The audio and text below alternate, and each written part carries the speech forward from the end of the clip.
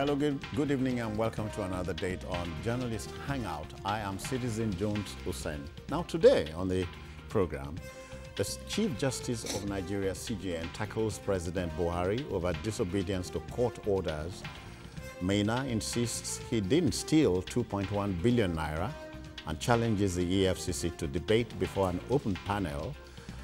And Mugabe resigns, ending almost 4 decades of his rule, and later on in the program, we can tell you that scores of people got killed in Adamawa ethnic violence. I'll be hanging out with Baba Jide Kolade Otitoju and Dari Odufokon. Gentlemen, you're welcome. Thank you so much. Thank you. So let's go out on the mission. Please stay with us.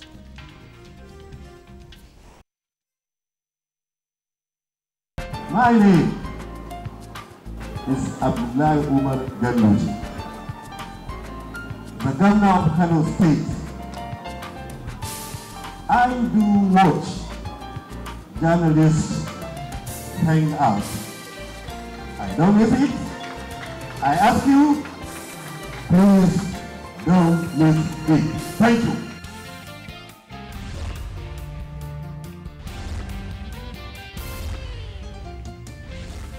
All right, then let's find out. Tantrums or tiffs between the seat of power and the judiciary in this country is as old as the moon. Now, military administrations had over time been on collision courses regarding court orders or pronouncements, and they left the bench prostrate. Now, the current belly aching by the judiciary has more to do with the seeming uncooperative stance of the President, Commander-in-Chief, towards court orders vis-a-vis the war on corruption. Chief Justice Walter Ononye believes obedience to court orders by the executive is, in his words, a strong motivation for the fight against corruption and the entrenchment of the rule of law in the country. End quote. Now, very few would disagree with our man. Jide? Yes. Only very few. Only very few. In fact, if you disagree, you struggle to convince people as to why you have to disagree. If we encourage disobedience to court orders, then we are returning to the Obesian state of nature, where what existed was better imagined. You know? So I think that as much as possible, the executive, and in some cases too the legislature, should obey court orders. Otherwise, we'll have lawlessness on our hands. We'll be breeding a culture of anarchy if this were allowed to continue. Now, you remember when the Supreme Court ruled that Honorable Hembe should vacate his seat. We complained about the fact that the Speaker of the House of Reps was wasting time, and Dogara is a lawyer. So the pressure from Nigerians ensured that at the end of the day, Hembe yes, vacated the seat for the true owner of that seat, according to the courts, to take over the seat. So I would also expect that by the same token, the judgments of the courts granting bail to certain individuals, we may find granting bail to such people unpalatable. But if it's the judgment of the courts and another court gave judgments, it's the same kind of judgment. So be it. Yeah, we will have to obey it. Dari, the occasion was instructive. All judges in the country were present. #1 citizen was also there. So it was like, look, let's say it here and now. As I read my lips, this is what we want. Yeah. Well, and I think, like Jide said, there is little more to add to what the CJN is asking for. The fight against corruption has largely been colored with disobedience to court orders. And yeah, the people involved will try to give us explanations for this. Well, I don't think there is yet an alternative to rule of law. whatever it is we are trying to achieve. We must. For example, a good example is most of us are not comfortable with the court saying release Dasuki on bail, but the court has said that. That's what the law is. That's what the law says. He's a suspect until he didn't commit murder. Until he's proven guilty. He's merely a suspect in this case, and he's not the only person involved in the matter. By the time the trial kicks off, a lot of other persons will be brought up, will enter into the net. But recall that even while the jigsaw was going on, the EFCC went to another court, and just as he made to move out a free man, and they got another injunction arresting him. So aren't we talking about the judiciary? That's why I will agree with you that the occasion was instructive. The judges who give counter judgments were there.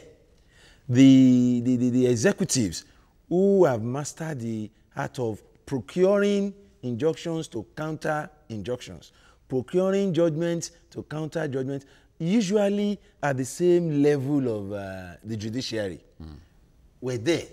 They had what the CJN himself said. I think it is important that we do things within the ambits of the law. Jide, and the CJN took Mr. President to Kenya, said learn from the Kenyan example, and also flew him in a manner of speaking to America. Yes. You know, the executive order banning Muslims from some 7 countries from access to America came from President Trump. But the courts of the land said, no, this is illegal. And the CJN was saying they didn't require a directive from the president, you know, to not carry out his order that the court in America had ruled illegal. So it's trying to say, look, even if a judgment does not favor the president, once the judgment has been handed down, it has to be obeyed. So he just metaphorically used that illustration to try and explain what happens here. Sometimes when someone in government does not favor a judgment, then it makes sure that he does not obey it. I remember in Kwara, a local government chairman took the former governor of the state to court. And after that, the governor refused to obey the judgment. He refused to, because the local government chairman was asked to be reinstated. Someone that the governor had suspended. You understand me, citizen? Yeah. Someone that the governor had suspended. In any case, I do not even think that governors have the power to suspend people elected by the Nigerian people. No. It's not constitutional. Yes. Yeah. So, and the court said, look, restore this person to his position until that governor left office. He didn't.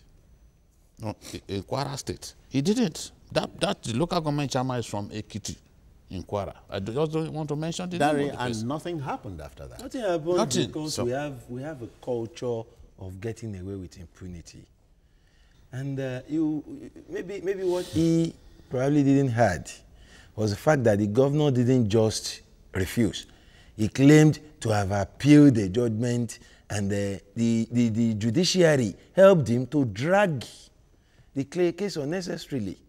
You see, and so if it is the CJN that is now saying, look, this will not be tolerated anymore, I think the judiciary too has some work to do. It's a two-way street. And it's every level. Look at that example he brought. It is, I mean, a good example of how we can use the same institution of state, I mean, entrusted into our hand by the people to punish the people. Good, but let me just a minute. I wanted to add something that even the CJN, in referring to Kenya, I thought that there were also lessons for the judiciary from Kenya, because the case itself, the case which led to the cancellation of the election was expeditiously handled within a short time. Oh, yeah. They didn't have to wait 90 days, 120 days. Buhari, after he lost the election in 23, the case dragged on up to 2006. I was in the Supreme Court on the day they finally gave the judgment. 3 years. After? Yes, 3 years. If he had been declared elected, he would have lost 3 years, or somebody would have enjoyed 3 years. Which is what happens in the National Assembly in now. the National Assemblies and in the states. There is a case now that in Anambra State where the appeal court ruled that there should be a re-election. 90 days. Yes. To This is the third year. After 90 days they hold that election, the true winner would have had only maybe 1.5 years in office. So there's also the case of one of the senatorial districts in Kogi. The court has ruled that the present occupier ought not to be there. Yeah, yeah. Even if you are going to appeal, I think judgments should be obeyed. That is the problem. I could take you to Akwa Ibom State, where a senator was asked to quit. Yes, and he's still there. He's there. He has gone. I hear he has won at the appeal, and so on. So we might get to the Supreme Court here. But Jide, let's even touch on another aspect of the CJN's postulations. He's saying, Mr. President, ensure the independence of judiciary. Yes. Yeah, independence. What independence? No, independence, financial independence is important, because where the judiciary does not have financial independence, the executive can actually railroad it into taking certain decisions. Yeah. So he's saying that at the state level, in a lot of the states, there is no financial independence. And he's proposing, in form of an amendment, that for states, monies due to the judiciary should actually be deducted from source. That will enhance the independence of the judiciary. The second part of it is when you do not obey judgments of the court, or you choose the ones to obey, then that independence is not there. Because if the independence is there, the judiciary should be able to say, release Dasuki now. Whether you keep him in a palatial residence somewhere in Asokoro, or you keep him in prison, it doesn't matter. Look, a man denied his freedom. He's denied everything. All right, then. I hear we must go on this break, but then let the debate continue. How much more independence could the Nigerian judiciary be angling for? And is Mr. President likely to listen? We'll be back very shortly.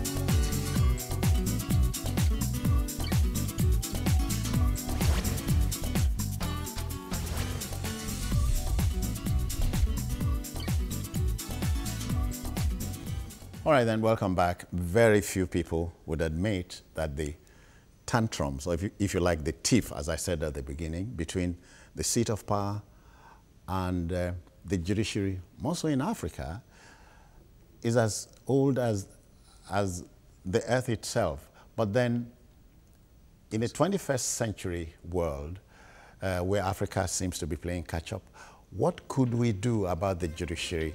Because we're talking about freedom under the law.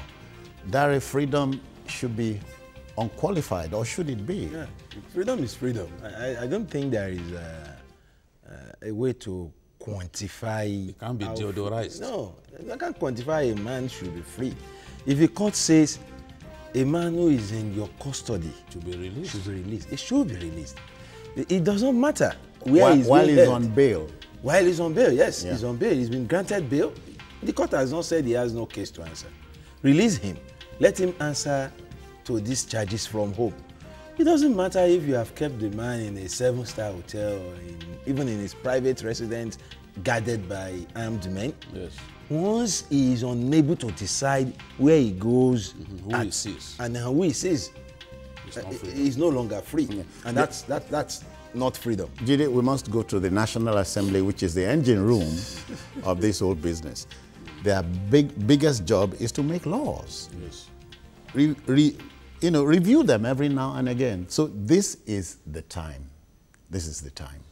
Yes, I think that we must do everything to enhance the independence of the judiciary.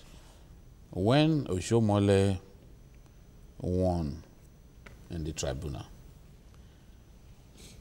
judges were allegedly evicted from their quarters by those working for the governor of the day before the judgment of the court was implemented. And that's why Justice Salami came up with the idea of getting judgments once it is ruled that this person is the winner, the bona fide winner of the election. The appeal court began to rule that he must be sworn in immediately. Yeah, that phrase, sworn in immediately. I've heard that a number of times. Yes, because we've had cases in the past that somebody will get judgment in Abuja, and that person, the sitting governor, will contrive to not have that person sworn in immediately. So during that time, he can steal as much as he wants. During that time, he can make life difficult for the person coming in, or find a way to delay the course of justice. Yeah. You know? So now I think it began with Kao de Faime. It was Faime. Yes. Yeah. Sworn him in immediately. Now, Dari, if he's sworn in immediately, does it change anything? It changed a lot of things. Okay. Like I said, 2 hours for some of these brilliant, in quote, politicians is a lot of time. It's a long time. It's a long time. Long enough to wreak a lot of havocs. For example, even justice delayed is justice denied. 2 hours, 3 hours is enough for the hand of the will to even be changed entirely. And that judgment truncated if it is not in at the final stage already. Yeah. And then there is the issue of balancing the books, tampering with the collective patrimony of the people. So if you realize that your opponent got a judgment saying you are no longer the validly elected governor of a state, and we have to wait till Monday from Tuesday to, have him sworn in. A lot. A lot of things could have happened. All right, gentlemen, we must move on. But again, the debate, as I said, must continue. Now, the AbdulRasheed Agha saga appears like the cat with 9 lives. The embattled former chairman of the Presidential Pension Reform Team, PPRT, vehemently claims innocence of all the accusations preferred against him.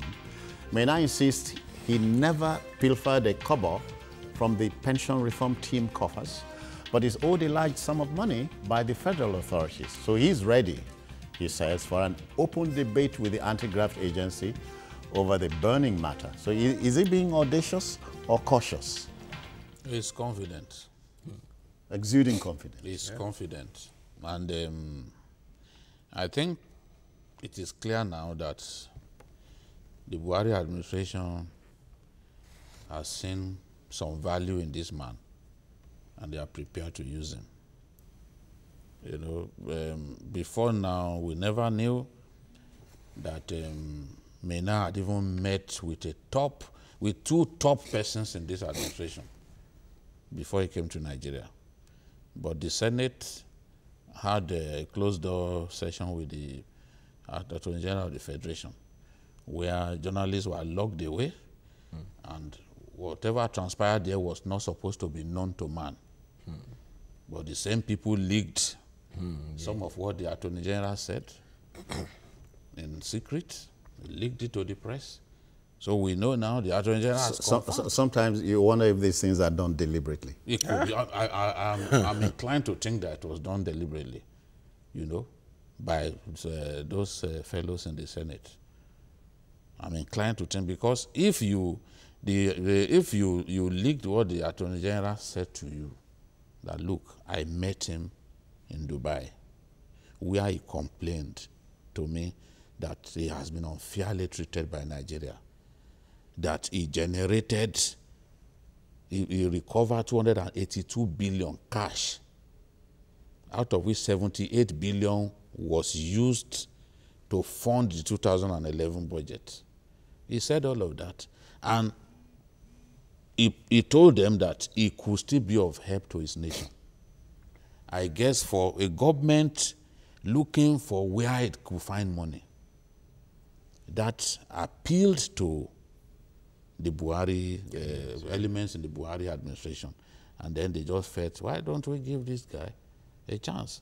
In any case, he had won his cases against the EFCC and the Senate.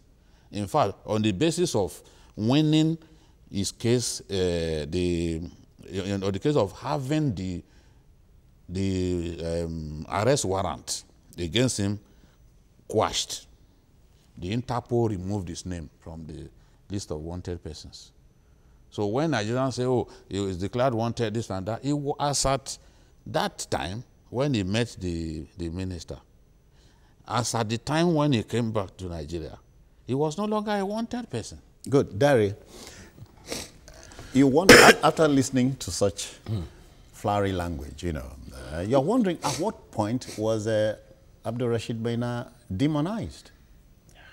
If you understand me. Yeah, well, you see, when it comes to the issue of AbdulRasheed Agha, I am now prone to being very careful in commenting, because the back and forth in this particular case is frightening in a way.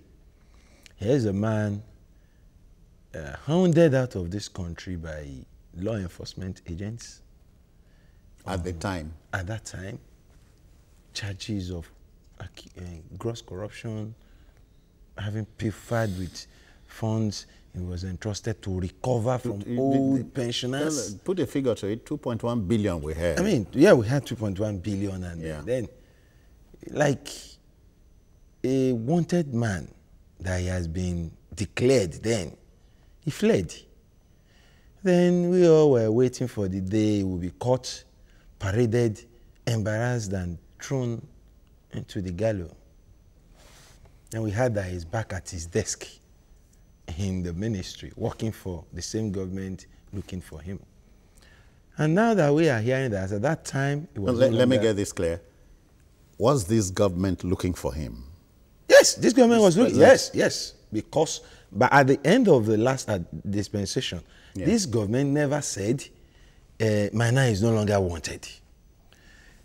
He was in court. They did say he was a wanted man. Yes. I don't think anybody will want to controvert that. And even in the way they're handling the situation now, they have not denied saying he was wanted. And that's why listening to the Attorney General, one will need to, pick what he's saying carefully, and so as to be able to digress. But what about the court case? That's where I'm going. Is it in doubt that those... He won the cases. And it was it's not in doubt. And this government didn't appeal the judgments. This is where I'm going. If he was in court, he won his cases. You didn't appeal. Nothing stops him from, being given his dues, which this government, I want to believe, did. My worry about the whole thing is, having obeyed the court judgment that said this man is no longer wanted, having reinstated him in the civil service, why did this government again, based on what I will call uproar, scampered back to say, yes, he had cases to answer, we don't know how he got back to his seat, and we want to find out what happened. It's just some people saying that within the same government. Within the same government. So when you say this government, okay, sorry. don't limit it to Garuba Shehu. No, hold it. I hear we must go on a break. Okay. Let's observe this break. We will be back. Please stay.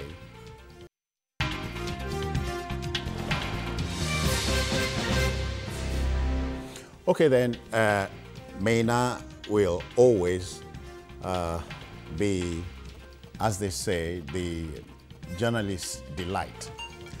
But is MENA this much of a demon? Now, was he really invited by the government? The presidency has tackled MENA's family over claims that the Buhari government brought him back. You understand what I'm saying? Yes. So who is saying what here, Jide? Yes, it is not everything out there in the open that people in government say that I believe. I choose the ones that I want to believe. When this whole Maina saga happened, you know, people will call, Jide, why are you saying this? Why are you saying that? And I've told people some things that they've read now. And they've seen that what I told them have come to pass. Because I knew from the beginning that people in this administration met with me. I knew from the beginning. That has been confirmed now. Now, the truth is, this government needs MENA to help them recover good sums of money that are still being daily stolen. And I'm aware that MENA has been in this country since April 2016. Forget about some of what you are told, given the impression that some people are just discovering that it's in Nigeria. Yeah. MENA has helped this administration to recover billions of naira since he got back by leaking secrets about pension theft and all that. So the government needs him. Now what has to happen is what I think the House of Reps want to do. The House of Reps wants to do an open inquest into this whole matter. Let everyone come and talk. You know why I go for it rather than maybe a court case? A court case can last 10 years. Drag. People like Goje, they've been tried for more than 7 years. They're still on. So if MENA will come out, let him go to that House of Reps inquiry that will start tomorrow, and they have promised to show it live. Let him go there and defend himself. Let all those who think they have stolen billions, let them also go. Okay, let's take Patrick. He's calling from Lagos here. Patrick, good evening. Welcome. Good evening, Mr. Jones. Yeah. Good evening. Good evening, Mr. Jide and co. Thank you. Please, I have a question here for Jide. Yeah. The morning, there was allegation from EFCC that there are some properties recovered by EFCC from MENA. Are you telling me all those properties were legitimately earned by MENA, or indeed false? Is this a false claim? A false claim by EFCC? I want you to answer me that question. Thank you very much, Patrick. I've seen a man in this country who spent 7 years building a house, and he was accused of stealing billions without evidence. When they got to court, and I said it publicly that they lied against the man on this program. When they got to court, the court ruled that this man has no case to answer. And I'm referring to the former principal secretary to Olusegun Obasanjo, the Edo man. What's his name? The one that they link with MENA. Oronsai. So you see, until you get to court, I've seen a government building. I've seen a government building that actually belongs to the officers of the customs. I've seen it mentioned as one of the property of Patience Jonathan in Bayelsa. Staff club. Who owns the building? It is, you see, sometimes if they don't do due diligence, this is what happens. Somebody petitions. You just go, you seal up the place. So then the EFCC will begin its own investigation after that. So the investigation may yield later that it does not belong to that person. Look, in Akute, where I live, a run-down filling station around the house, around where our head of camera lives, they claim that it was Fayose that owned it. It was published in the papers. There's no way he would ever, even in a drunken state, go and buy that kind of filling station.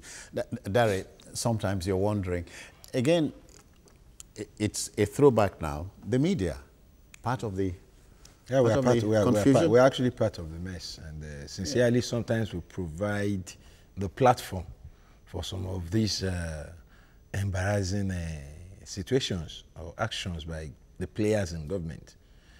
Because I have always said it here, EFCC and other agencies in its realm, if what you do is public trial before proper investigation. Sometimes they call it media trial. Media trial won't take us far because it has helped the EFCC to lose a lot of cases. Yes. Because you expose facts that you are still digging into. Facts that are not, I mean, you can't say are genuine yet. Yes, these are leads. In journalism, we call them leads. Leading you to somewhere. Rather than follow your lead to your fact, you expose your lead. And in most cases, you allow your accused to take care of the facts. Sometimes those cases are not even true. Well, let me give you one example to remind Nigerians. I need to not forget this. Yeah. You see, what I'm trying to say is, where we in the media are able to copy our counterparts in other realms to say, look, prosecute this case diligently. And after you get a conviction, a successful conviction, then let us build your story for you. You can now tell us where you started for, how you were able to get this conviction. All right, Dari, let me quickly take Abubakar. He's waiting in Kano. Abubakar, welcome. Yeah, how are you doing? I'm fine, and you? Fine, thank you. Yeah, let's go. Let me contribute where the CJN tackles Buhari not doing the proper thing. Now, if I were to be the CJN, I would put my house in order first before tackling with the president. Meaning, he should clear the judiciary, let him perform according to the law. Because as Mr. Dida was saying, a case of one case taking 10 years, 5 years, 7 years, without getting, an order or a judgment. Now, look at the case of Kenya.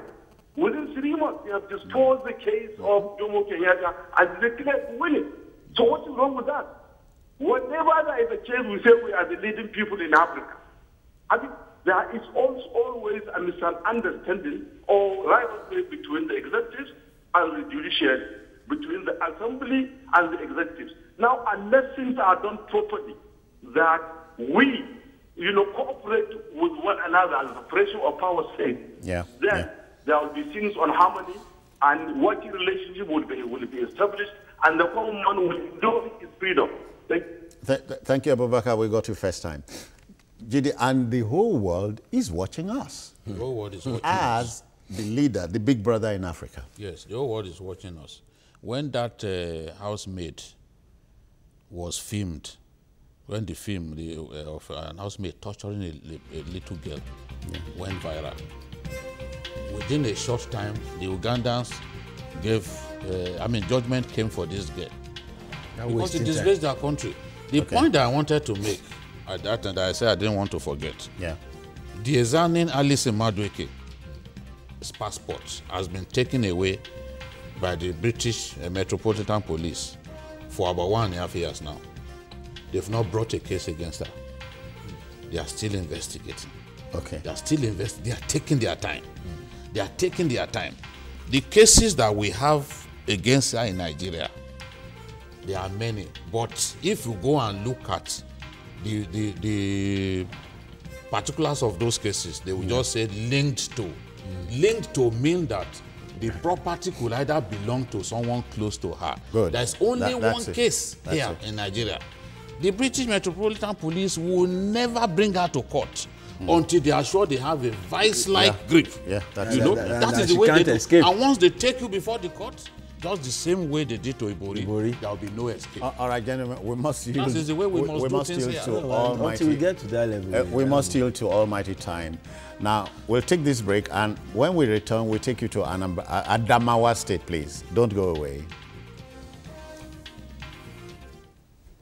They are not full.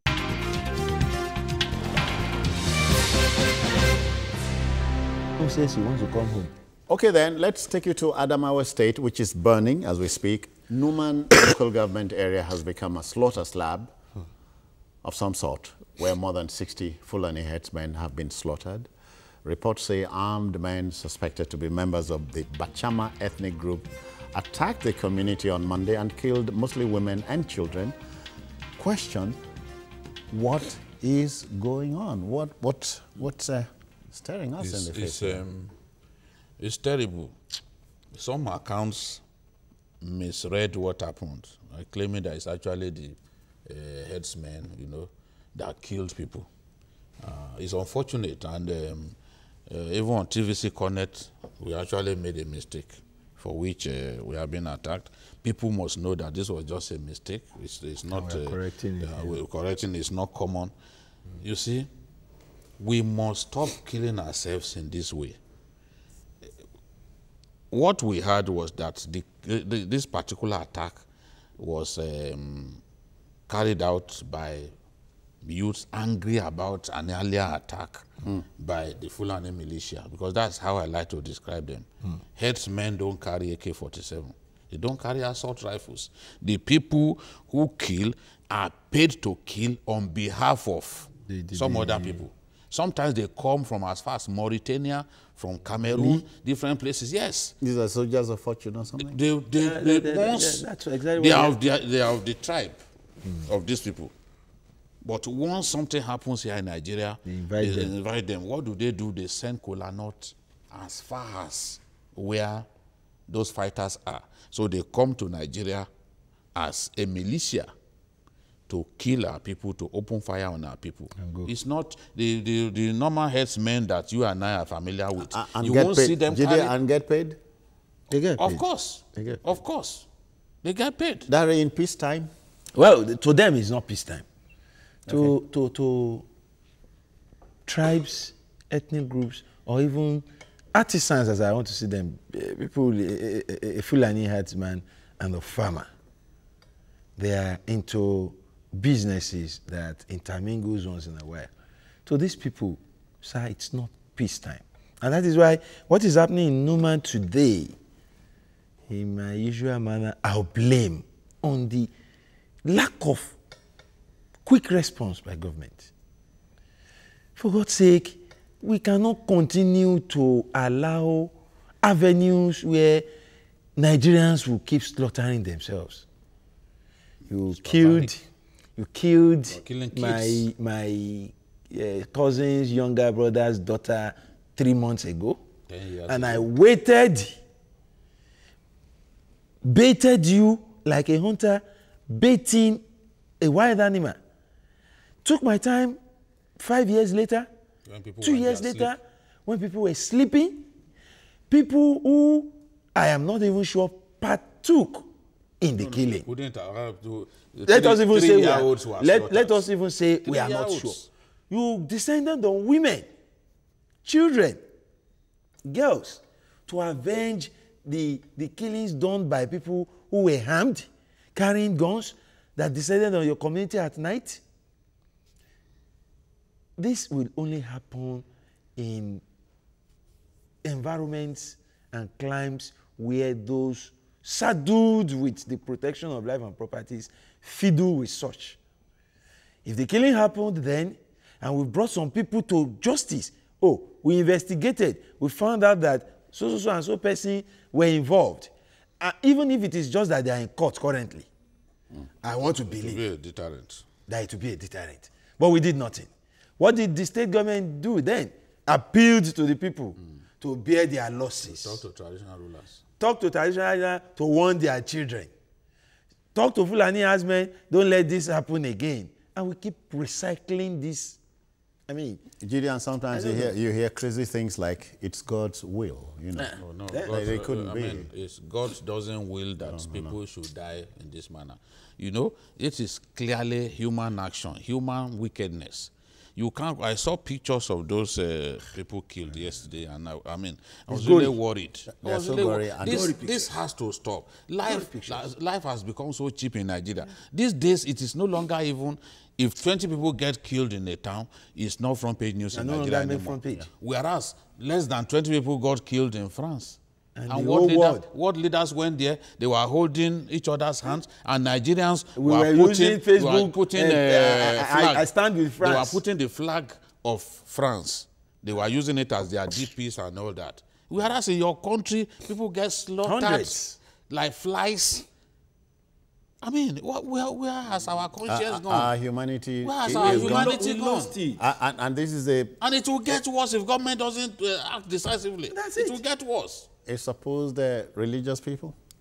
Well, let's keep religion out of this. Okay. Sincerely, let's keep religion. No religion encourages you to slaughter. Check the Bible. Growing up in the church, there is something, especially when I was approaching teenage and my mom knew I was going to go to the university soon, and that was the era when courtesim was just, violent courtesim on campus were just, people were just getting, and she would wake up every day and tell me that I never knew how true this was. Then she would say, all through this Bible I'm holding, the only sin God will not forgive is murder.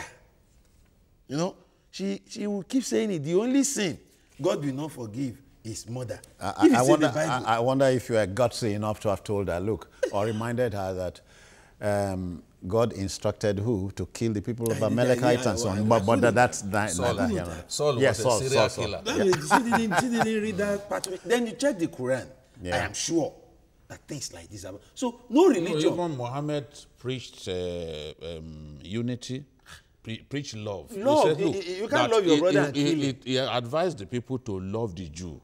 Your neighbor who is a Jew, love your neighbor. So you can't love and kill. So the people who are killing, they are the ones who know where that strain of Christianity or the strain of Islam that preaches slaughtering people like ram, they are the only ones who can explain. Where they because in the holy books, the holy books do not preach slaughtering people. No way. In fact, the holy books taught us how to slaughter animals in decent manners.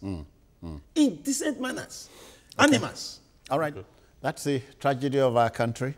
And as I said, an impatient world is watching. I mean, we're playing catch-up, and they are wondering at the turn of the century, behaving this cannibalistically. Is that good grammar? Yeah. All right then. We'll take you to Zimbabwe. Please don't go away on the program.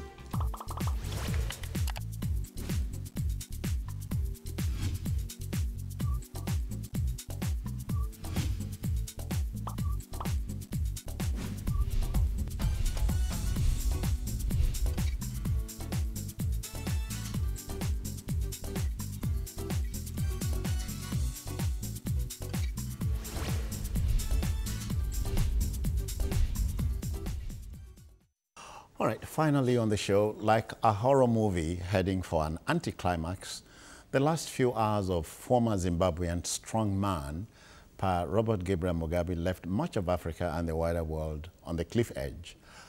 After 37 years, the widely acclaimed liberator of his nation to a despotic dictator, the 93-year-old gentleman resigned yesterday via a letter read out by Speaker of Parliament Jacob Mudenda, just as the move to impeach him was set in motion. Now, there's no doubt the nonagenarian left the country in a parlous state. So what next for Zimbabwe, Jide? For Zimbabwe is for the people to come together and decide the kind of future that they want to have. Because what has happened now is not change in the real sense. Because Zimbabwe still remains tied to the apron strings of the ZANU-PF. This man will have remained in power if he had not sacked his deputy. Okay. He sacked his deputy, and his deputy being one of the revolutionaries, and being very... Who was in the trenches with him? Yes, with him. And being very popular with the army setup. They knew that Mugabe was lining up his wife to succeed him, and they were not going to let that happen. Yeah, okay. So now the ZANU-PF still holds control of the country. That's why they're saying they are bringing the deputy back to be sworn in. I think that the problems confronting Zimbabwe are enormous. That is easily the poorest country in the world at this time. Where I don't even know how much the American dollar exchanges for the Zimbabwean dollar now. It's crazy. So the people must determine what they want. Somebody was saying that there has to be this kind of cookie commission, Jojo session that we had during Obasanjo, so that the people can say, okay, this is what we want, this is the kind of political direction that we think our country needs. Dari, was it a coup? Well, to use the word coup in Zimbabwe would be strange.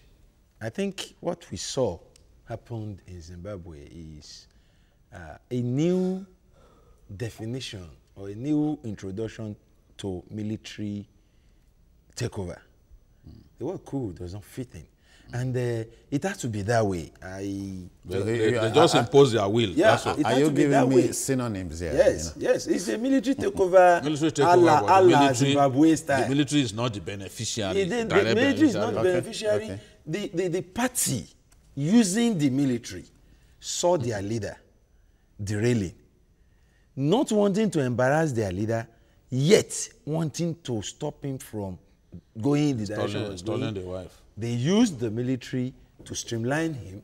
And if you look at the way it was carried out, a man whose government was overthrown, who was in detention, leaving them talking, he went to attend an event, he came back and they said, okay, he addressed an international media, and he went mumbling and jumbling and asking for terms and conditions.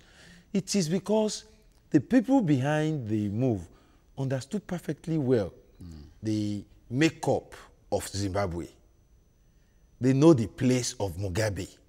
They understand the needs of the party, not the people. And that's why I tell people nothing has changed in Zimbabwe. The man who has been declared party leader, who will become the leader of the country, is like the other half of Mugabe over the years. Even before he came to become vice president, he has always been the man Friday. The one they call crocodile. The crocodile. So, if you look at that scenario, the question we should be asking is, will the incoming president be wise enough to do away with some of the strict and hardline positions of the country and the incoming fellow is 74. At 93, at 93, what new thing can you bring to the table? Absolutely nothing. Because I will have even come to my wit's end at 93. Mugabe was a strong leader. I remember even when you see him at African events and all that, at close to 90, you see him showing some energy and all that. He was a truly special person, but he overreached himself. Mandela was a smart man. Oh, yeah. Mugabe did not demonstrate smartness in the right way. And it is my wish. If you like statesmanship. Smartness in inverted commas, because you don't take on all commas. You must choose your battles. For example, they wanted Mandela to take on the whites, but he opted for that. Because this whole idea, now economic emancipation and all that, he opted not to do that and described the country as the rainbow country. Yeah. And the country later became known as the Rainbow People of God. That's South Africa. And they are better off. I think that's was it the Desmond Tutu that described as the Rainbow People of God. I pray and wish that this vice president does not become the president of Zimbabwe, because look, the people will be shocked. Make no mistake about it, he is waiting to be sworn in. Yes. He has been declared party leader. Is the next commander-in-chief. Well, I hope elections can come elections quickly. are not until 2019, yeah. And the way it is, don't forget that Zimbabwe is more or less a one-party state. The ZANU-PF determines what happens. They've not allowed other political groups to metamorphose into political parties. And challenge them. Yes, we have, like the former vice president, the woman, Mojo, whatever, is waiting in the wing to say, oh, this is a chance to challenge the status quo. But will the incoming system now, I don't want to look at the person, allow that? Will anything change from the way Mugabe ruled Zimbabwe? I think Mugabeism will continue under this man. The only point of departure was, not your wife. The wife came out to say, people say I'm not good enough. What if that I can't be president? You know, she had said that Mugabe's corpse will succeed him. Then later she said, what if I come in? What if I become the vice president? And shortly after that, you began to accuse the man of disloyalty, and then you kick the man out. And that was the point of departure. And then Mugabe waited up till even this moment without naming another vice. A vice. And the woman even said publicly at a rally that they said, I want to be president. Am I not a Zimbabwean? You see, the handwritings were all over the place, and the party leadership. And then don't forget the veterans in Zimbabwe. Oh, yeah. The veterans saw the woman leading the G50, a group of people who did not participate in the revolution. And ordinarily, these are the people agitating for change, even before the woman, got involved. The Bob Marley, I remember Bob Marley's song. You know, Bob Marley played at the independence. He played amazing pace because he was his cancerous leg was hurting. But Bob Marley went to Zimbabwe and played at independence. That song, every man got a right to decide his own destiny. And in this judgment, there is no partiality. I think that the revolution and the future that Bob Marley saw, the people of Zimbabwe have completely let him down. All right, then. We must stop it here. But the lesson is very, very simple. The mark of the man is knowing when to apply the brakes. Let me thank Dare Udufo for coming. It's a pleasure, sir. And Babajide Kayode Okolade Otitoju. Yes.